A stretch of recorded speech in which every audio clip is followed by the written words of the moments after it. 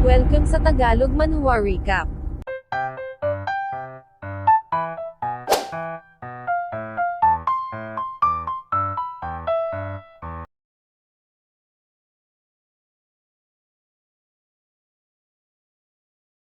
Shen Baekhyun saad ni Lord Shi ito raw ay nag-commit ng felony, kinuha nito ang bloodline ng Imperial Prince, kaya sumuko na raw ito at mag-confess sa kanyang mga nagawang kasalanan ngayon din.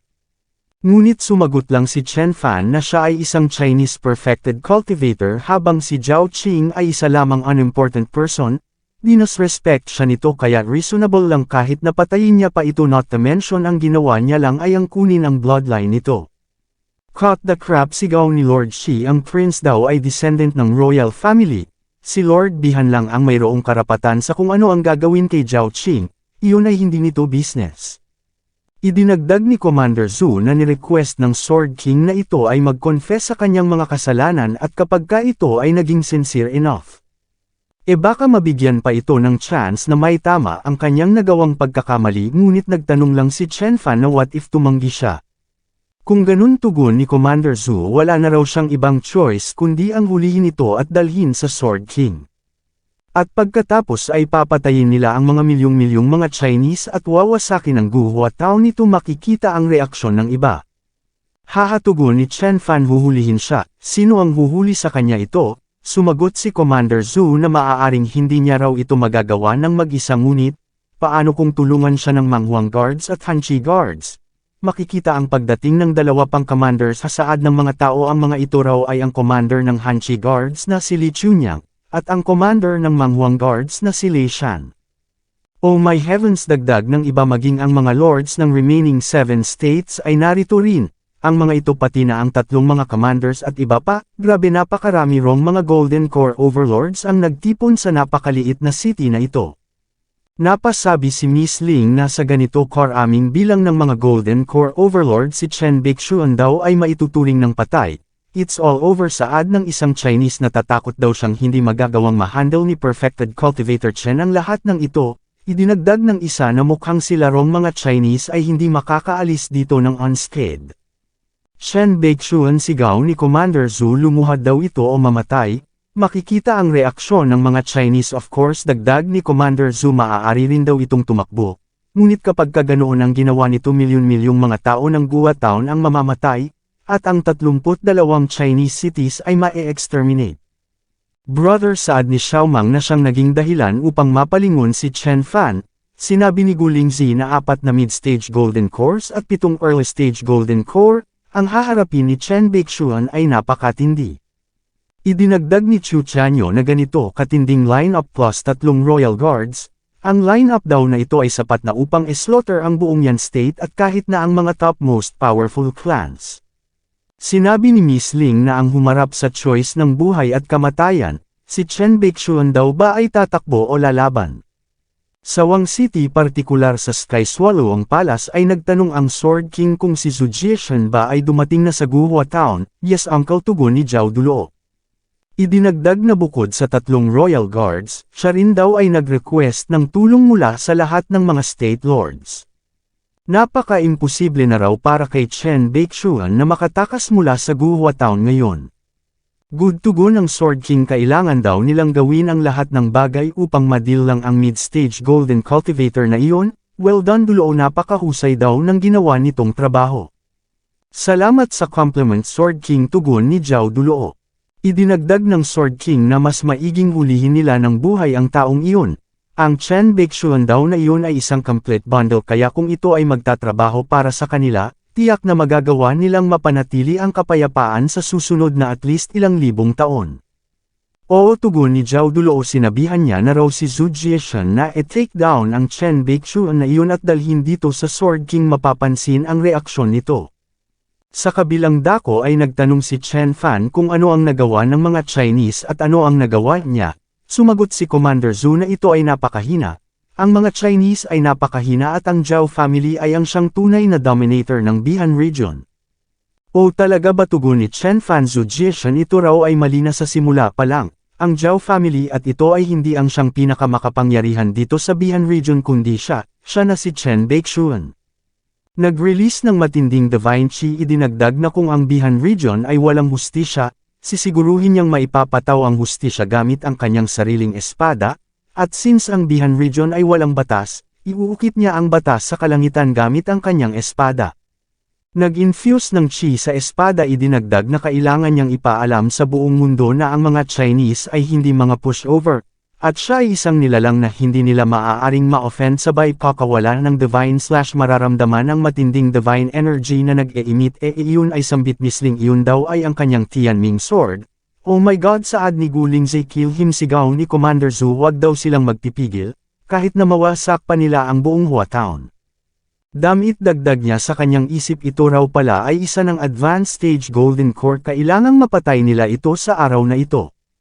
Inactivate ni Chen Fan ang Dinghai Pearl Defensive Array upang i-block ang mga pasugod na mga kalaban. Shen Baixuan saad ni Commander Zhu bibigyan daw nila ito ng hustisya kapag itinigil nito ang kanyang ginagawa ngayon at sumama sa kanya upang emit ang Sword King ngunit sumagot lang si Chen Fan na mamatay na ang mga ito na siyang naging dahilan upang sabay-sabay na nagsitungo sa kanya ang iba't ibang divine arts ng mga perfected cultivators nagkaroon ng pagsabog, ngunit makikitang nagawang makasurvive ni Chen Fan. Sinabi ni Commander Zhu sa kanyang mga kasamahan na kung sila ay magtutulungan ang taong ito ay walang panama sa kanilang lahat, nang biglang inactivate ni Chen Fan ang third form ng 12 sky art diagrams makikita ang reaksyon ni Commander Zhu na patanong kung ano ito. Biglang nagpakawala ng Divine Thunder Roar ang Divine Beast ni Chen Fan, 3 perfected cultivators ang nasawi. Ano saad ni Commander Zhu sa kanyang pagkabigla na patanong kung anong uri ng Thunder Art ito? Sinabi ni Lord Shi na hindi pa siya nakakakita ng ganito noon. Nang biglang nagpakawala na naman ng Divine Thunder Roar ang Divine Beast makikita ang pagkagulantang ng dalawa at rasigaw ni Commander Zhu tinamaan ang isa pang perfected cultivator, nabura sa mundo ng ganun-ganun lang. Agad na sumibat ang dalawa sumigaw si Commander Zhu na ito ay hindi lang isang ordinaryong Xuanming Divine Thunder mag-retreat na raw sila sa ngayon patungo sa Royal Palace upang humingi ng tulong sa Sword King kaya sumunod na rin ang iba pang mga perfected cultivators ganun pa man, may inactivate na isang divine skill si Chen Fan tumama sa dalawa, agad na nag-dissipate. Ang taong ito ay terrifying saad ng isa idinagdag ni Commander Zhu na wala silang panama rito. Umatras na raw sila ng mabilis ngayon din. Hasaad ni Xiao Mang napatanong kung nanalo na ba ang kanyang brother, napasabi si Grand Elder Zai na mayroong maraming mga Golden Core Overlords ngunit napakadali lang na pinatay ni Perfected Cultivator Chen ang mga ito. Imposible ito ay imposible sambit ni Chu Chanyo, idinagdag ni Guling Zi na dapat daw ay masuppress ni Commander Zhu at ng iba pang mga Perfected Cultivators ang Chen Baixuan na ito. Ang Zuan Wu sigaw naman ni Miss Ling, ito raw ay ang legendary Zuan Wu, nagpasalamat sa kalangitan na siya ay binigyan ng chance na makita ng kanyang sariling mga mata ang legendary Zuan Wu Divine Beast. Sister Ling sabat naman ni Xiao Muyir nagtanong kung ano ang Zuan Wu ito raw ba ay ganoon ka-incredible, ito raw ba ay mas malakas pa kaysa sa Sky Swallow ang Python. Sumagot si Miss Ling na kung ang Sky Swallow ang Python ay ang siyang Pearl, ang Zuan Wu naman ay ang siyang araw sa kalangitan at kahit na 10,000 Sky Swallow ang Python pa ay hindi maikukumpara sa iisang Zuan Wu. Sister mo dagdag ni Xiao Wuyer pakiramdam niya raw sila ay nakatagpo ng isang legendary god, tugon ni Hong Ti. Nag-cast ng isa pang divine spell si Chen Fan, na siyang nag-annihilate sa libo-libong mga royal guards na nasa ilalim ng leadership ng 3 commanders at iba pang mga cultivators. Shen Baixuan sigaw ni Commander Zhu wag daw itong magpasobra ito ay hinding-hindi mapapalagpas ng Sword King at ng royal family ngunit nagpakawala lang ng isa pang spell si Chen Fan gunaw ang isa pang Golden Core Overlord na si Commander Li Chunyang. Nagbigay ng order si Commander Lei Shan sa kanyang mga tauhan na mag-activate ng formation. Ang mga ito'y nag-channel ng divine energy patungo sa kanya nagkaroon ng transformation, nang biglang nagpakawala na naman si Chen Fan patungo sa kanya sinubukang mag-retaliate, ngunit ang atakeng ito ay bumasag sa kanyang panangga bumalik sa dati niyang anyo, sumabog kasabay ng kanyang mga tauhan. Umatake si Commander Zhu gamit ang kanyang Swallow ang Python Dharma form ngunit binigyan lang ng isang stomp ng Divine Beast ang ulo nito sumambulat ang core patungo kay Chen Fan napasigaw nagmakaawa. pakiusap wag daw siya nitong patayin, maaari niya rong sabihin ang lahat ng kanyang nalalaman patungkol sa mga Chinese at sa Sword King, ngunit sumagot lang si Chen Fan na hindi na kailangan hinigop ng Divine Beast ang core nito, nilamon. Ano sambit ng dalawa sa kanilang pagkagulantang nilamon nito ang isang golden core, hasambit ni Chen Fan habang nakatingin sa himpapawid kanina pa raw ang mga ito rito ngunit ngayon bakit tila binabalak ng mga itong tumakbo, binabalak daw ba ng mga ito na i-report sa kanilang master ang buong kaganapang ito? Makikita ang paglitaw ng dalawang creatures, sigaw ng mga tao, ang mga ito raw ay ang Black Elder at White Elder, sinasabing ang mga ito raw ay mga servant ng Royal Palace.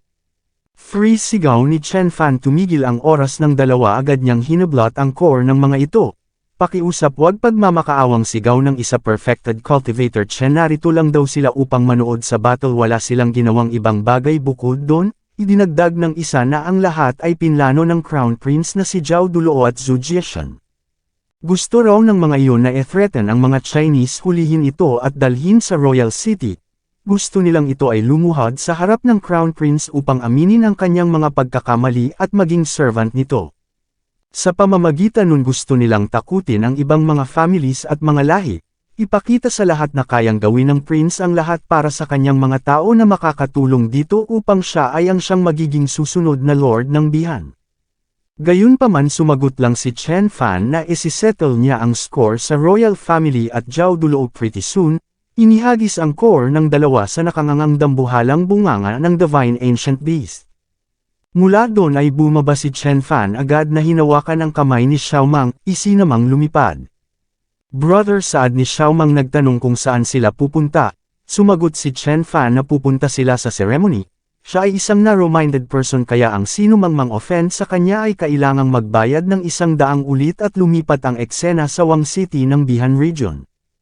Ang lahat ng mga mahahalagang tao ng buong Bihan Region ay nagtipon dito, para sa worship ceremony ng Bihan Lord, at pagkatapos ng ceremony na ito, ang Lord Bihan ay magdi-decide kung sino ang kanyang magiging successor.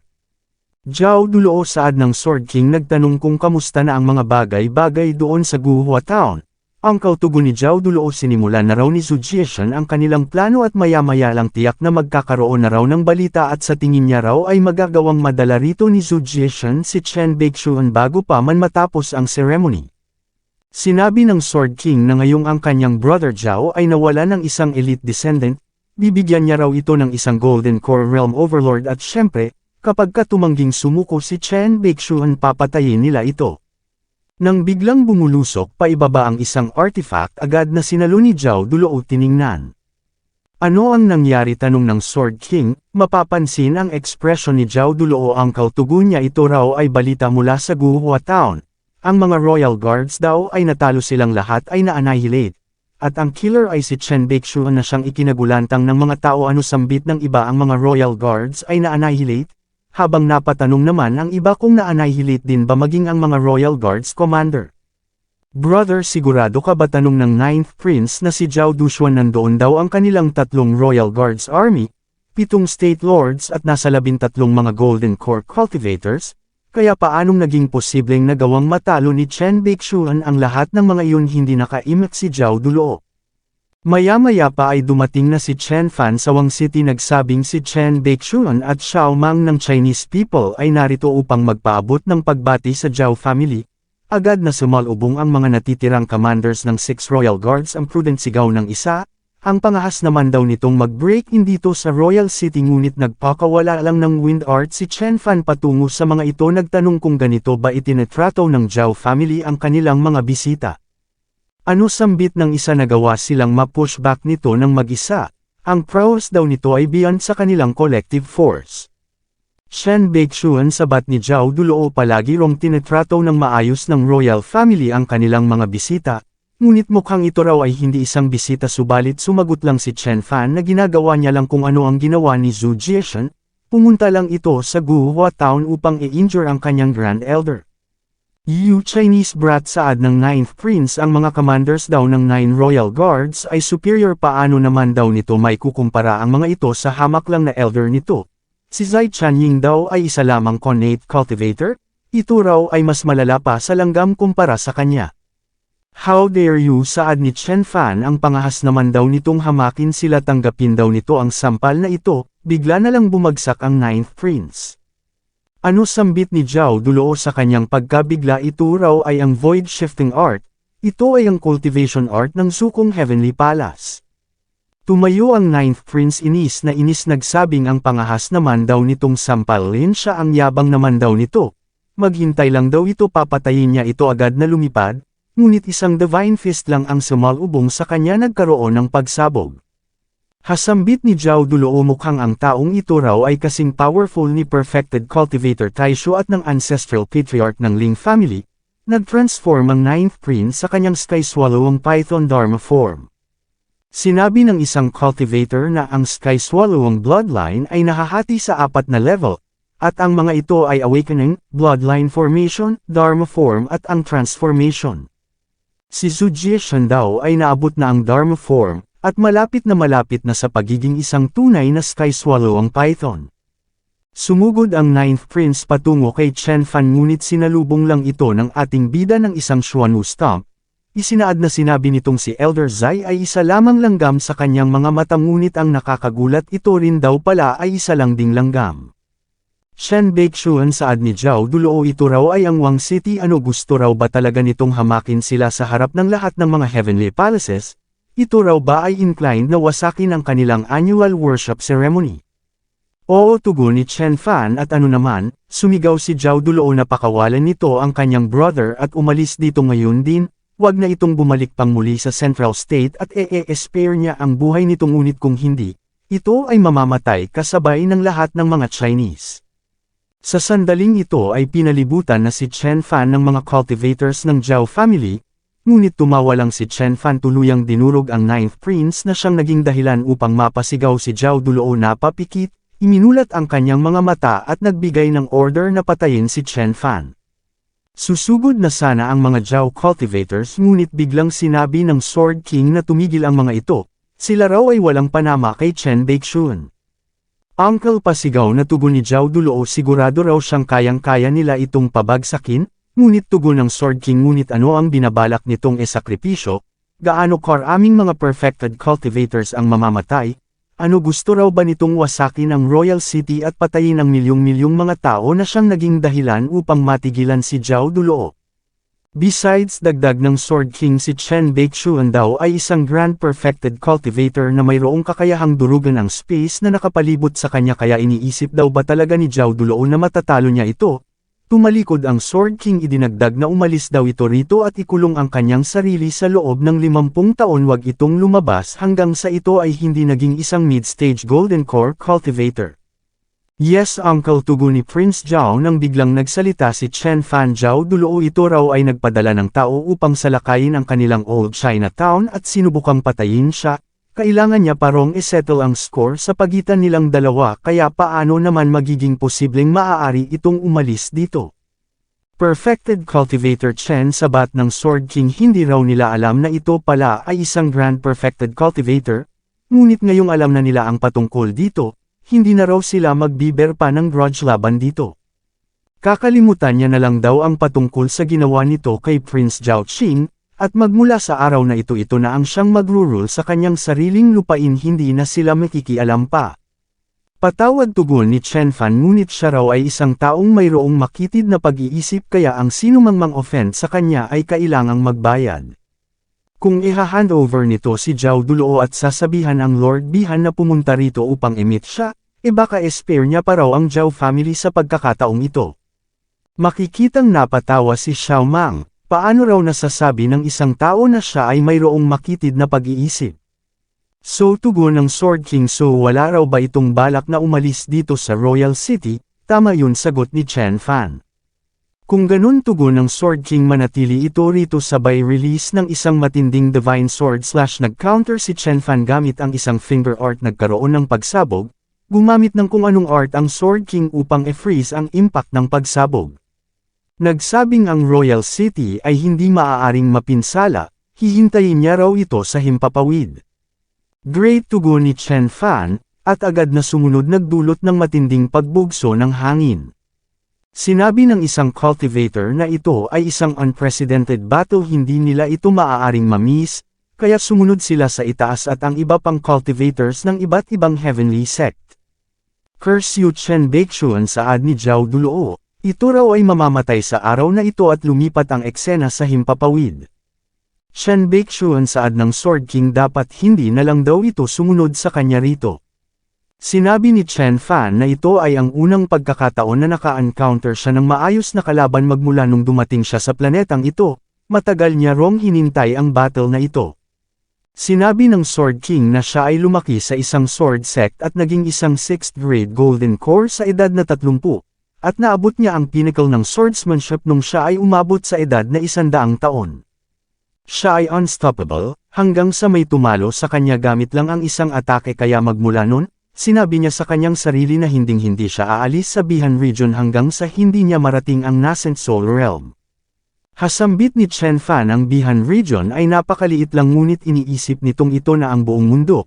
Ito raw ay walang idea kung gaano sila kababa kung ikukumpara sa mga tunay na talents. Gayunpaman kahit na siya ay hindi kasing talented ng mga iyon ngunit kung fist art ang pag-uusapan, walang sino man sa kalangitan at sa hindi mabilang na mga mundo ang may kukumpara sa kanya. Hasaad ng Sword King kung siya raw ay hinamon nito 100 taon na ang nakararaan baka maaaring matalo siya nito, subalit sa pagkakataong ito madali niya lang itong mapapatay na para bang manok. Naglabas ng artifact ang Sword King, ito raw ay ang Changliu Sword, nagbigay ng isang slash upang ipakita ang kayang gawin ng kanyang espada. Hahautian sect sambit ng isang cultivator, sinabi ng isa na ito ay isang heavenly sect na nagtataglay ng karamihan sa mga pinakamalalakas na cultivation arts, which is isang bagay na hindi nila maaarok. Ang isang sword slash daw ng Sword King ay mayroong kakayahang sapat upang masuppress ang buong Bihan region, at mapatag ang 6th Grotto Heaven. Great saad ni Chen Fan, brother be careful sambit ni Xiao Mang. Agad na inactivate ni Chen Fan ang kanyang 3 core ginamit ang Thunder Beast, na siyang ikinagulat ng ibang mga perfected cultivators na patanong kung anong uri ng domain ito. Teka lang, ito raw ay 3 domain, sinabi ng isa na ito raw ay Devouring Force, Thunder Divine Force, at Weird na Golden Force. Fascinating saad ng Sword King sabay release ng Divine Sword Art ngunit ito ay agad na nag-freeze bago pa man makadampi kay Chen Fan. Inactivate niya ang Dinghai Pearl upang protektahan si Xiao Mang, naghandang magpakawala ng isang Divine Fist. Binasag ang Sword Art ng Sword King, sumugod. Napakahusay saad ng Sword King sabay infuse uli ng Divine Chi sa kanyang espada, nagpakawala. Umano'y ang span ng Sword Chi slash na ito ay nasa 30,000 milya. Sinubukang mag-retaliate ni Chen Fan, ngunit siya ay napa-atras sa impact. Hasaad ni Zhao Duluo ang Sword King ay unstoppable, ito raw ay isang 6th grade Golden Core cultivator at nagko-cultivate na sa nagdaang halos 1,000 taon, kaya ang labanan nito ay hindi matalinong desisyon. Idinagdag ng isa na after all si Chen Baixuan ay napakabata pa. Makikitang nagpalitan ang dalawa. Nagpakawala ng isa pang atake ang Sword King habang ginamit naman ni Chen Fan ang True Martial Divine Fist upang salubungin ito. Napa-atras ang dalawa sa impact. Hasaad ng Sword King, ito raw ay naging mas malakas na naman. Ang lakas nito ngayon ay comparable na sa isang peak stage Golden Core cultivator at ang true essence nito ay mas pure pa kaysa sa kanyang sword essence. Wonderful, hindi niya raw kayang makipag head-to-head dito, nag-infuse ng chi sa kanyang espada, agad na nagcast ng isang Starry Sword Art, ang Big Deeper Sword Art na balot ng dambuhalang tornado ang kanyang buong katawan. Get out of my way, sigaw ni Chen Fan sabay power up. Mararamdaman ang matinding pressure sa buong paligid, naghandang magpakawala ng Divine Fist, basag ang tornado, tumama sa espada ng Sword King, tumilapon, nagkaroon ng pagsabog. Ano sambit ng isa, natalo ang Sword King, hindi tugon ng isa, ang Sword King daw ay mas makapangyarihan pa kaysa sa ipinapakita nito ngayon. Biglang lumitaw sa himpapawid ang dambuhalang sword intent, sinabi ng Sword King kay Chen Fan na no wonder na ito ay napaka-confident, gayunpaman ito ay hindi pa rin sapat upang matalo siya. O talaga ba, tugon ni Chen Fan sabay infuse uli ng chi, stubborn sigaw ng Sword King, kung ganun hayaan daw nitong ipakita niya rito kung ano ba talaga ang kayang gawin ng isang 6th grade Golden Core cultivator. Nagcast ng isang sword art, idinagdag na ang Changliu Sword ay isang superior grade treasure ng kanilang sect. Ito ay mayroong 3 layers ng seal, at sa naging laban nila 1 layer pa lang ang nabubuksan niya. Even though ilang daang sword arts na ang natutunan niya, ang tanging sword art lang na pinagbuhusan niya ng oras sa nagdaang 1,000 taon ay ang art na ito. Ito ay isa sa 3 top secrets ng kanilang sect, at once na mamaster mo ito ay mayroong kakayahang patayin kahit na ang isa pang nascent soul cultivator. Agad na nagpakawala ang Sword King, gayunpaman ito ay nag-dissipate bago pa man makalapit kay Chen Fan. Sayang lang ang oras natin sa napakahaba niyang speech. So saad ni Chen Fan itinatago pala nito ang kanyang tunay na lakas, what a coincidence dahil ganoon din ang ginagawa niya. Inactivate ang 2 niya pang natitirang mga essence core sa kasalukuyan 5 essence core na ang ginagamit niya nang sabay nagpakawala uli ng isa pang sword art ang Sword King, ngunit dineflect lang ito ni Chen Fan gamit ang kanyang braso na siyang labis na ikinabigla ng Sword King. Paano ito naging posible? Patanong na sambit niya. Sumagot si Chen Fan na sinabi niya na, maaaring ang mundo raw ay napakalaki para rito, ngunit para sa kanya ang mundong ito ay lubhang napakaliit lang, at ang mga tinatawag nila ritong mga elites at talent ay isa lamang joke. Damn you, sigaw ng Sword King. Hindi raw siya naniniwala, hindi niya ito pinaniniwalaan. Sabay release ng sunod-sunod na slash, pumikit si Chen Fan, nagbuntong hininga, iminulat ang mata, inextend ang kaliwang kamay, pinatigil sa loob ng kanyang domain ang Sword King at ang atake nito sabay release ng isang finger art tumama sa noo ng Sword King, sumabog na siyang ikinagulantang ng lahat ng mga perfected cultivators na nakasaksi. Ano saad ng isa ang overlord ng Bihan region? Ang Sword King ay namatay na. Napatanong ang isa kung mayroon pa bang natitira sa buong Bihan region ang mayroong kakayahang talunin ito, at napatanong naman ang isa pa kung ito ba ay isang nascent soul cultivator o higit pa doon. Makikita ang pagkagalak ni Xiao Mang Great. Nanalo raw ang kanyang brother, nang biglang nagbabadya na namang magkaroon ng Divine Thunder Tribulation. Hasambit ni Chen Fan kailangan niya rong isuppress ang kanyang kapangyarihan. Ngayon din, napansin ito ni Zhao Dulo mukhang ito raw ay ang siyang nagdala ng Thunder Tribulation na ito rito. Inutusan ang kanyang mga tauhan na gamitin ang pagkakataong ito upang patayin ang taong ito. Everyone atakihin daw nila si Chen Baixuan. Ito na ang huli nilang tsansa at makikitang sumugod na nga ang mga cultivators ng royal family. Sinabi ng elder ng Xuanming Grotto Heaven Sect sa Sect Master na sumugod din sila, ngunit sumagot lang ang Sect Master na para saan. Hindi raw ba nito nakikitang yung mga taga Chanji Grotto Heaven ay nakatayo lang, isa pa sa tingin daw ba talaga nito madali lang nilang mapapatay si Chen Baixuan. Nagpakawala ang mga cultivators ng royal family patungo kay Chen Fan, hasaad ng ating bida sa wakas mukhang pinili na raw ng mga ito ang kamatayan. Inactivate uli ang kanyang mga core, pinahinto ang paparating na atake kasabay ng mga cultivators ng royal family gamit ang kanyang domain. Nagsabing ang pag-free sa ilang dosenang mga golden core cultivators ng sabay-sabay ay isang napakalaking burden. Kailangan niya na raw itong tapusin agad. Inilabas ang Tianming Sword ni Miss Ling pinakawalan. Sabog ang ilang cultivators nang biglang nagbabadya na namang magkaroon ng Divine Thunder Tribulation. Not good saad ni Chen Fan. Hasambit ni Zhao Dulo nire-repress daw nito ang kanyang lakas. Ayaw nitong sumalang sa Thunder Tribulation dito, kaya wag daw silang mag-hold back, atakehin ito ng sabay, puwersahing gamitin ito ang kanyang buong lakas. Tiyak na ito ay dudurugin ng Thunder Tribulation. Agad na sumugod ang iba pang mga cultivators ngunit bigla na lang sumabog ang mga ito. Sinabi ni Chen Fan na napakadali lang para sa kanya na mapatay ang mga ito kahit na hindi niya pagamitin ang kanyang mga essence cores. Hinawi niya ang fabric ng space ng domain ng ilang mga golden core cultivators na siyang ikinagulantang ng mga ito. Uuno sigaw nila sa kanilang pagkabahala. Ito raw ay gumagamit ng space shattering techniques. Bigla na lang sumabog ang dalawa. Shen Baixuan saad ng commander ng Pixie Guards, maaaring ito raw ay mayroong kakayahang patayin yung mga early stage golden core cultivators, gayunpaman kailangan nitong mag-exert ng husto kung ang mga tulad nilang mga middle stage golden core cultivators ang kakalabanin nito. Idinagdag ng ancestral patriarch ng Huang family na ang hawak niya ay ang Heavenly Eye Pearl. Ito ay nilikha ng kanilang ancestor mula sa kaliwang mata ng isang void beast. Nagpatuloy sa pagsasalita ang patriarch, may sumugod kay Chen Fan, nagkaroon ng pagsabog. Perfected Cultivator Huang Saad ni Zhao Duluo nagtanong kung mayroon bang paraan upang malock nila ang space upang hindi na makatakas ang Chen Baixuan na ito. Your Highness, tugon ni Patriarch Huang, ang pag-lock daw sa space ay isang divine power na tanging isang nascent soul lord lang ang maaaring maka-pull off. Nang biglang pinunit na naman ni Chen Fan ang domain ng isa pang Golden Core Cultivator. Ano sambit nito? Binabalak daw ba siyang atakihin ng taong ito gamit ang putol na espadang ito? Kahit na tumayo lang siya rito nang biglang nagdash si Chen Fan palapit sa kanya, nagpakawala ng isang slash, agad na nahati sa dalawa ng walang kahirap-hirap. Na siyang ikinagulantang ng iba, ito raw ay hindi maganda, sigaw ni Patriarch Huang. Ang hawak nito ay hindi ordinaryong espada. Nang biglang tumama sa ulo niya ang sinasabi niyang espada na bitawan ang pearl, sinalo ni Chen Fan. Nagsabing sinabi niya na, ang mga ito ay hindi makakatakbo mula sa kanya. Masama ito, saad ni Zhao Duluo, kailangan niya rong manatili sa loob ng Imperial City. Dali-daling bumaba.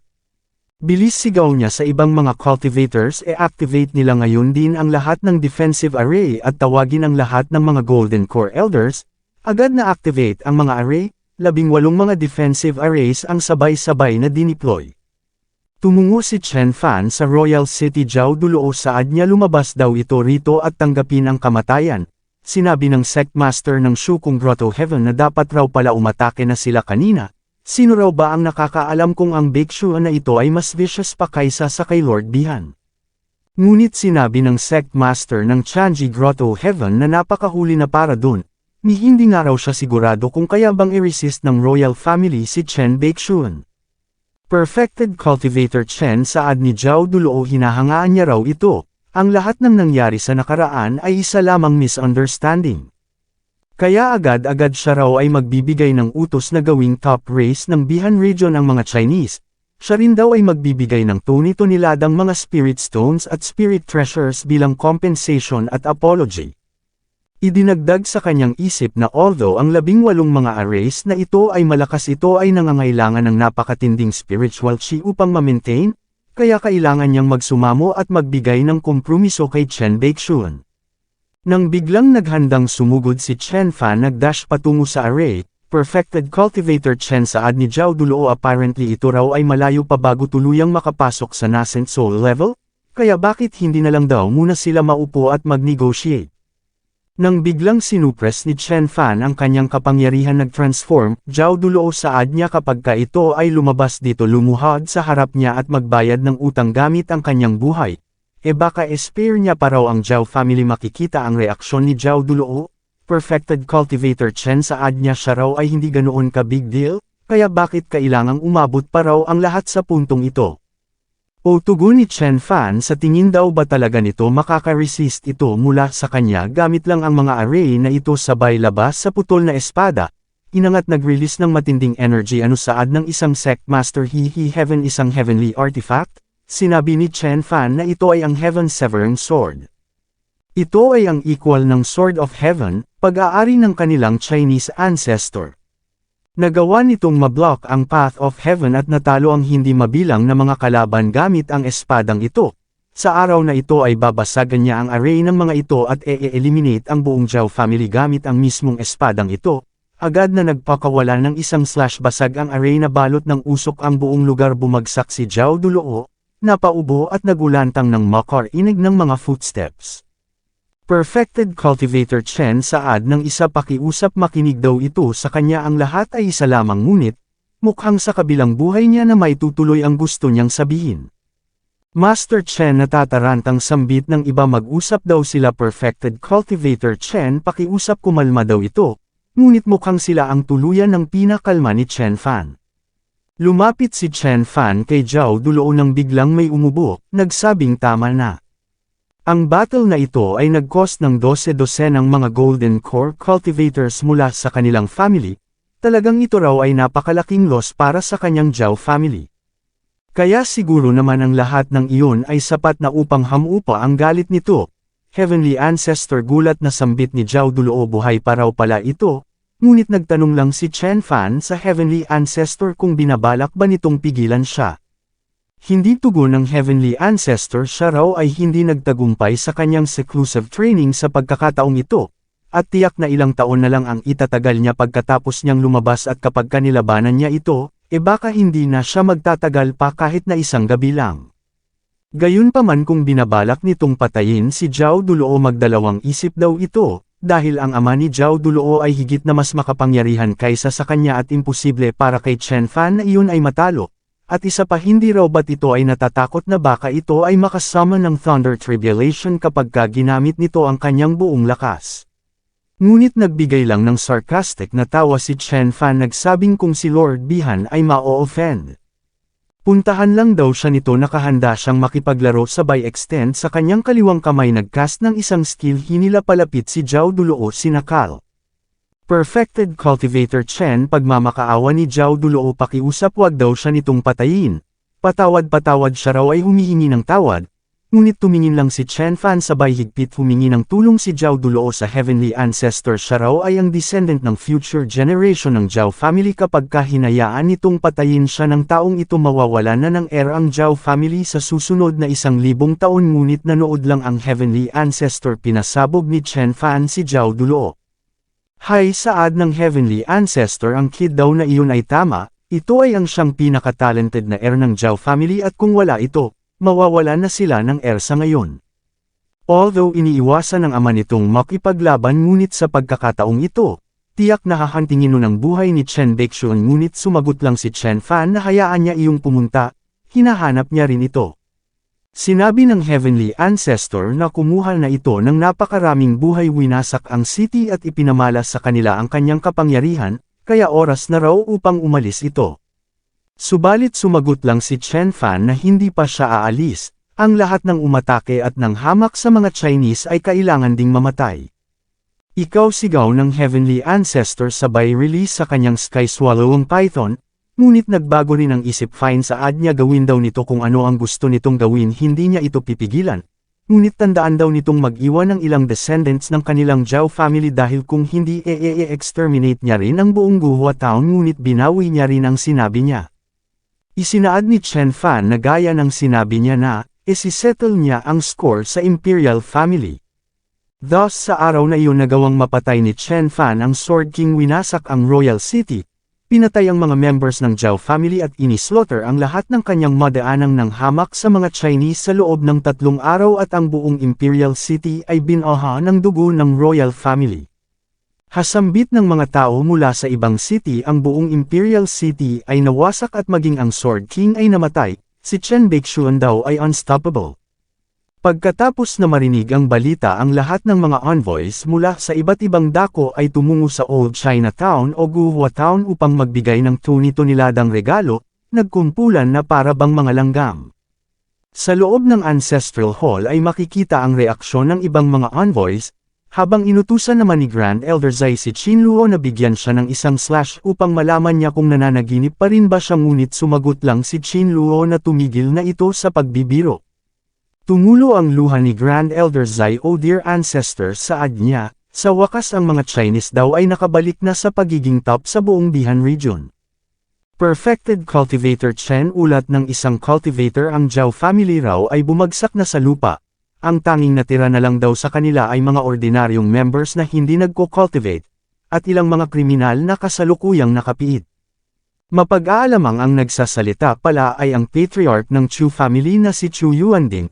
Idinagdag na subalit, kinuha raw ng Heavenly Ancestor si Prince Zhao Duming bago ito umalis at hindi nila ito magawang pigilan. Hasaad ni Chen Fan mukhang ang Heavenly Ancestor daw ay matalino. Kumuha ito ng isang mayroong great potential dahil alam nitong tuluyan na silang mawawalan ng power sabay exod ng maikling tawa. Besides dagdag ni Patriarch Chu sila raw ay nag-break in na doon sa lugar kung saan dapat na nagko-cultivate si Lord Bihan, ngunit wala ito doon ang tanging natagpuan lang nila doon ay ang old servant nito at ayon sa old servant na iyon 300 taon nang missing si Lord Bihan at na-trap sa loob ng Two World Cake. Hasambit ni Chen Fan sa kanyang isip wala si Lord Bihan dito, so iyon daw pala ang dahilan kung bakit hindi ito nagpakita.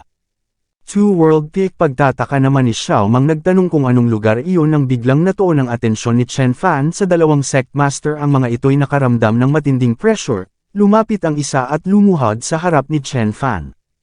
Hasaad ng ating bida ang sect master ng Chanji Grotto Heaven, what a pleasant surprise. Ano ito ay narito dahil sa Two World Peak tama raw ba? Pakiusap tugon ng sect master, tawagin na lang daw siya nito bilang Zuan Mingzi. Gayunpaman sumagot lang si Chen Fan na magsalita na ito agad, ang gusto niya sa mga tao ay yung mga straightforward. Kapag binigyan siya nito ng sapat na impormasyon at tumulong na mahuli si Lord Bihan, ibibigay niya sa Chanji Grotto Heaven ang buong Zuan State. Well, in fact, tugon ni Zuan Mingzi, ang lugar daw na iyon ay hindi sekreto, iyon daw ay madali lang na mahahanap ni Chen Fan. Ang Two World Peak ay isang misteryosong maliit na mundo. Ito ay matatagpuan sa Zhangtian Plateau at mayroong daan-daang milyang libong lawak. Gayunpaman ang lugar daw na iyon ay napakamapanganib kahit pa sa isang Golden Core Realm expert. O talaga ba, pangising tugon ni Chen Fan, kung ganun magsalita pa raw ito.